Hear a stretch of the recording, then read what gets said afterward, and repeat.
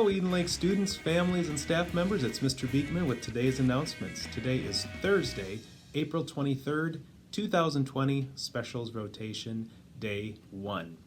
Well, I hope you enjoyed yesterday as Earth Day on the 22nd of April, and Mr. Walters presented a great video about getting outside and looking at the trees and shadows and all of the wonder of things that are blooming at this time of the year. I know it's happening because my allergies have been horrible right now, so a lot of sneezing and watery eyes, but still worth it for me to get outside.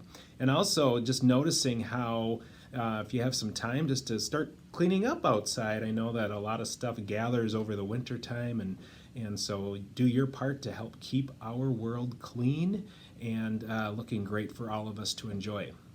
Also want to thank Mrs. Hagee and Mrs. Gilbertson for doing their great reading on Monday morning's announcements, and because of that, it made me think about other stories that I could read at this time, and I found one in a book that I had on my bookshelf in my office, poems by Jack Proletsky, and I was noticing that in this particular book that I got, it was from one of my former students, Marcus. I had him as a third grader many years ago. I think he's now a sophomore or junior in college, so I've been around a long time. But anyway, I saw this poem, made me think about the library that Mrs. Hagee and Mrs. Gilbertson work in. So here's a poem for today. It's library time. It's library time, and I read to myself a book about knights that I found on a shelf.